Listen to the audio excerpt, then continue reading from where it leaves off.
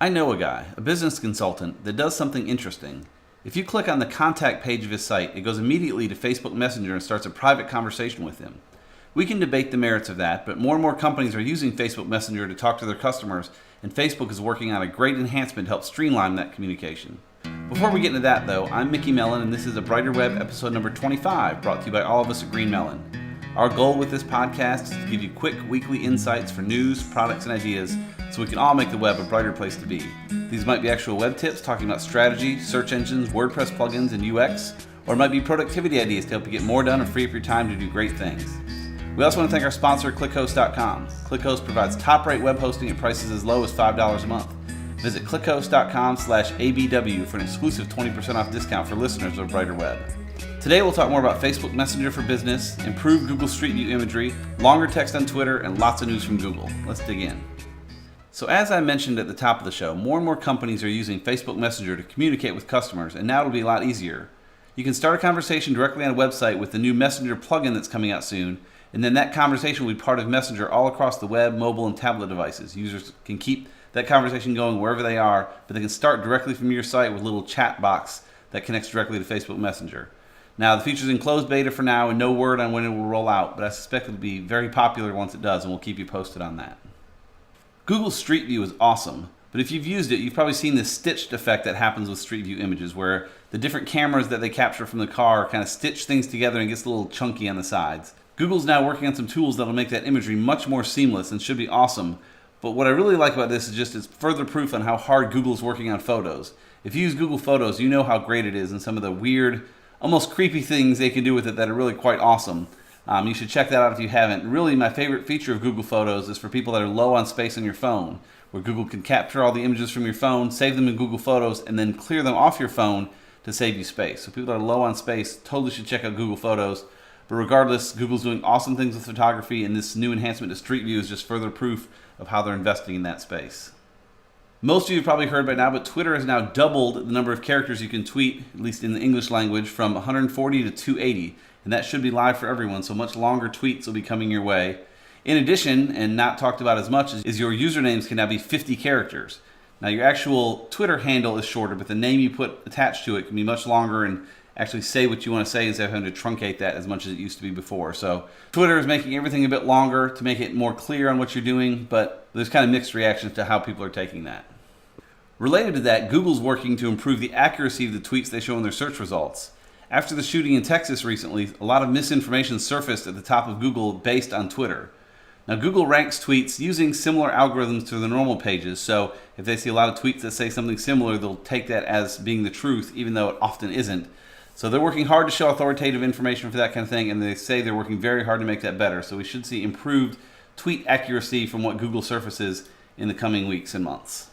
If you've ever searched on Google for products and seen a little product comparison widget pop up, they've added a few new features to that are pretty nice. The new one compares not just pricing, but also various other specs, such as color and capacities and that kind of thing. And it now has a highlight differences toggle at the top that you can toggle on and quickly determine what is different between the two products. So if they're the same size, same weight, but different colors, you'll see it highlighted in that right there. Screenshots of that can be found in our show notes so you can see for yourself how that works.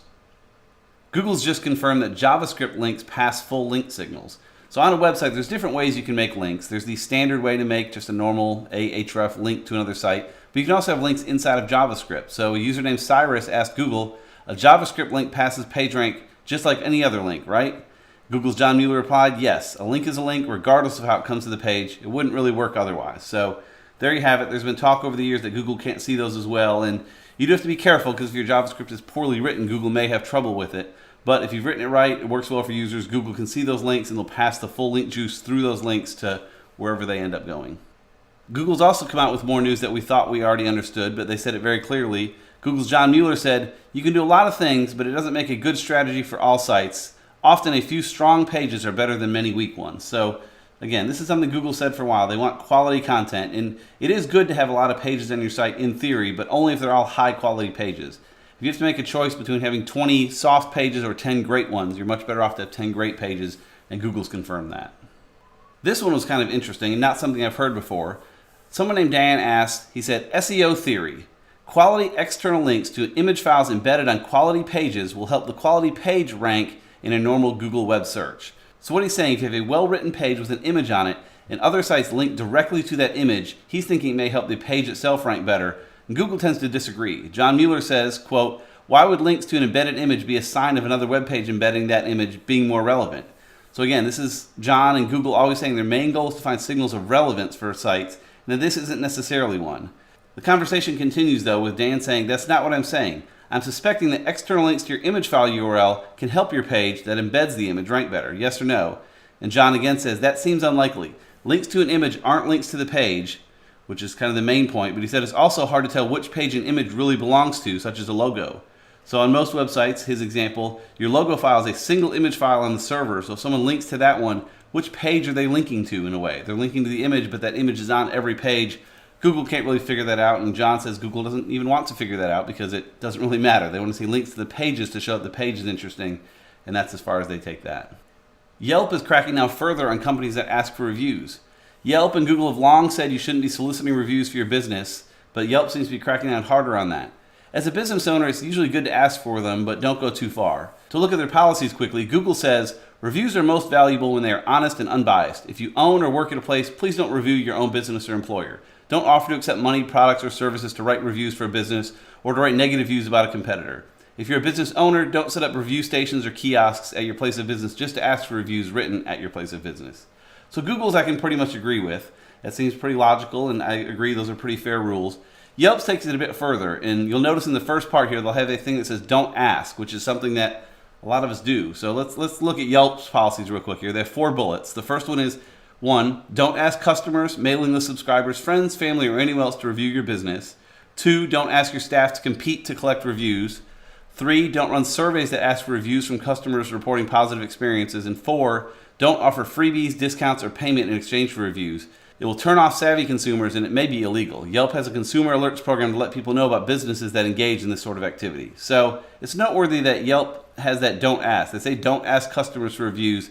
I kind of disagree with that, and Google doesn't mention that either. You don't want to entice customers with gifts or discounts or anything like that, or even really encourage them to write a good review, but you should be encouraging people to leave reviews, and you know who your good customers are, and so you certainly should be asking for that, I think, to some degree, but Yelp's really cracking down on that, so certainly be careful, especially about anything you publish on your website regarding asking for reviews and that kind of thing.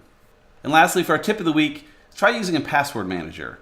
I've used LastPass on and off for years, and I'm getting back into it again, and the new LastPass Teams is something pretty compelling that all of us at Green Melon are now using.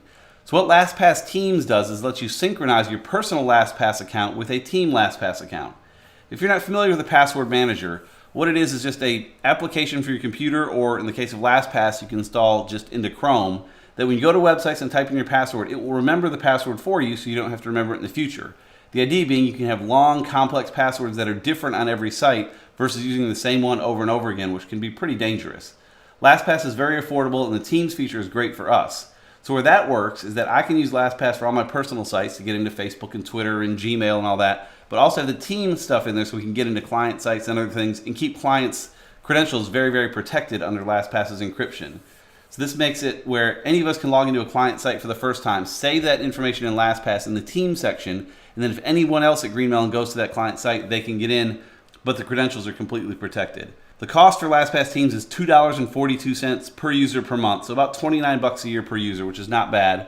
1Password is also very popular, and they have a team feature, and Dashlane is another one that's popular, and they're all worth checking out. You can decide what's best for you. And that's all we have for this week. You can find me on Twitter at Mickmel, M-I-C-K-M-E-L, or learn lots more at greenmelonmedia.com. And you can find out more about the podcast, including show notes and links, as well as video tutorials and many other resources over at abrighterweb.com. If you're in the Atlanta area, come check out our meetup held 3 times each month. And if you're not in the Atlanta area, we post recaps on the site soon after each meetup.